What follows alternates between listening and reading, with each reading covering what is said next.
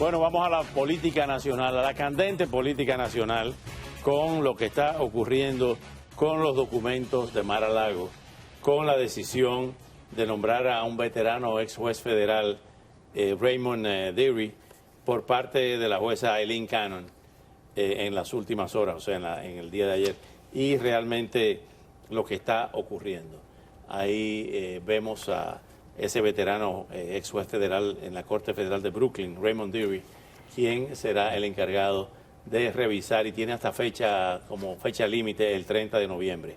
Para este segmento tenemos aquí a Lorenzo Coviella, abogado, que regresa al programa, y Rodolfo Pou, analista político. Muchas gracias por estar con nosotros esta Gracias noche. por la invitación. Lorenzo, tu opinión y tu lectura de lo que está ocurriendo con estos documentos ahora, ya que fueron revisados por el Departamento de Justicia. El Departamento de Justicia apeló ante esa jueza para que no se nombrara a este veterano juez federal como una especie de revisor de estos documentos. Tu opinión como abogado y como conservador sobre esto. Yo creo que de las personas que pudieron haber escogieron la persona correcta, indicada.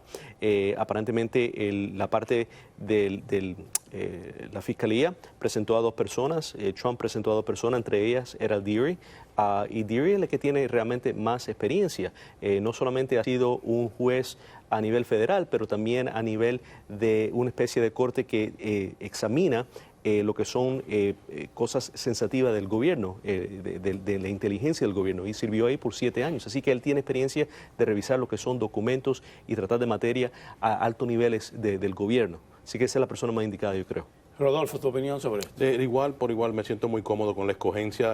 Lamentable que hemos llegado a este punto donde tenemos que tener a un perito haciendo una revisión, si se quiere, exhaustiva de lo que contienen esos documentos porque de verdad el presidente nunca debió tener esos documentos en su casa. Estamos hablando de 11.000 documentos. Para que los que nos están viendo entiendan cuántos son 11.000 documentos. Y cada documento de eso es una sola página. Estamos hablando de 22 remas de papel.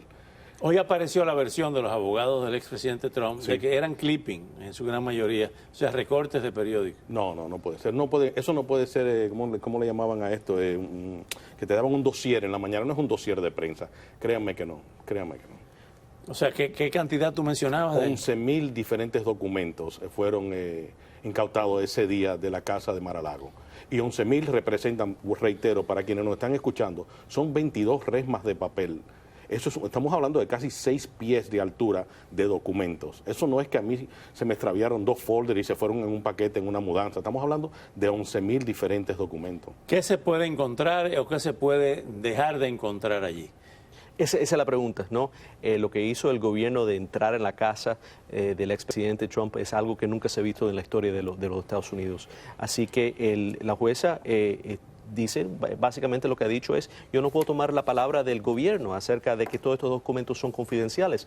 Y el gobierno ha pedido, bueno, por lo menos da estos 100 documentos. Y ella ha dicho, no sé si esos 100 documentos son confidenciales. Así que creo que lo que está haciendo la jueza es lo correcto, que una persona neutral revise esos documentos y tome una decisión si esos documentos realmente son confidenciales o qué son esos documentos. ¿Qué se puede encontrar?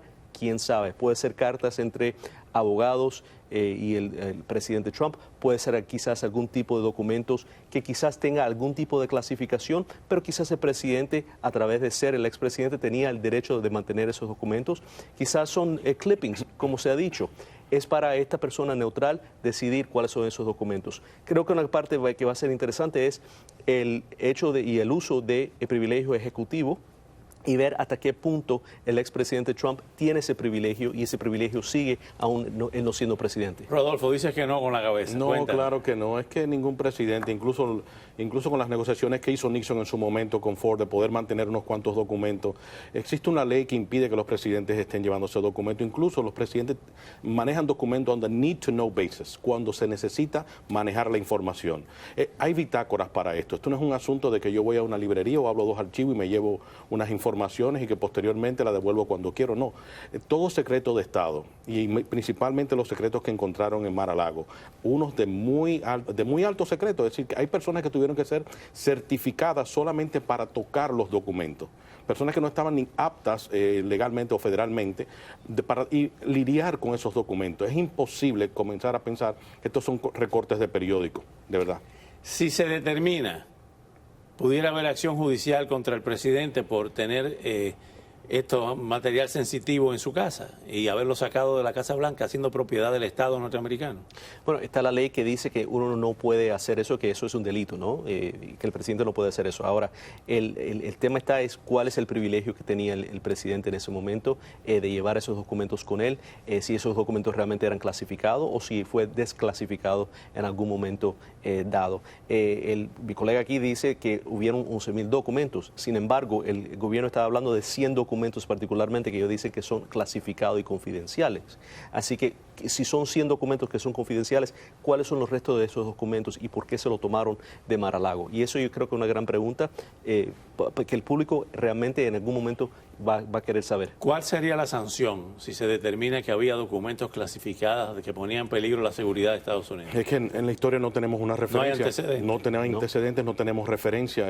Mi gran temor es que el presidente Trump tiene más de 18 meses con estos documentos. Es decir, él está aportando documentos que el mismo gobierno norteamericano tuvo que llegar al punto de negociar con él, y cuando vio que no podían negociar para que devolvieran los supuestos documentos, no existen, ya hemos dado todo. Finalmente tuvieron que acceder a una orden judicial para poder llegar a Mar-a-Lago y extraer esos documentos. Entonces, no han sido transparentes, no han sido confiables, no han sido honestos en todo el proceso.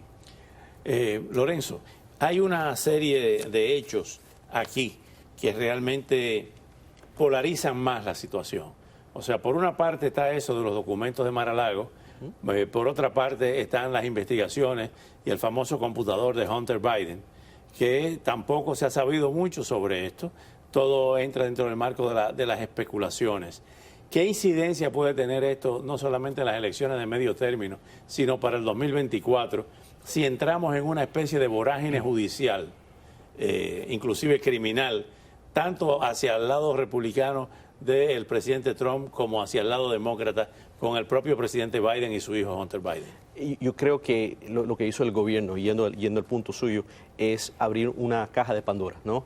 El hecho que el gobierno tomó esa medida tan drástica de entrar a la casa del presidente y tomar estos documentos y tratar ahora de utilizar esos documentos de que el presidente cometió algún tipo de delito alto, de una felonía. Yo creo que es algo bien drástico que puede tener repercusiones. ¿Por qué? Porque ahora la parte derecha puede también mirar hacia Hunter Biden, quizás hacia otros demócratas que quizás han cometido o se descubre después que han cometido algún tipo de delito. Y yo creo que ese tipo de acciones es algo que es dañino a la democracia de los Estados Unidos. Rodolfo, como dice el doctor Coviella, ¿se ha destapado una caja de Pandora?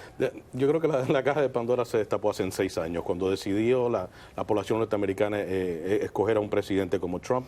No creo que representa los valores de los ciudadanos norteamericanos, incluso hasta los mismos inmigrantes que acaban de llegar y han sido utilizados como piezas de ajedrez. No creo que sus valores los representan. Lamento a veces escuchar a conservadores a quien respeto y admiro. Acabo de conocer a Lorenzo, con quien creo que voy a tener una gran amistad, y no me gusta de verdad que se encuentren en una situación de encrucijada donde por querer apoyar un punto de vista conservador se tengan que ver defendiendo a una persona como Trump. Muchas gracias, Lorenzo Coviella, muchas gracias, Rodolfo Pou, por venir esta noche. En instantes nos vamos a Londres, donde miles de personas esperan hasta 24 horas en largas filas para dar el último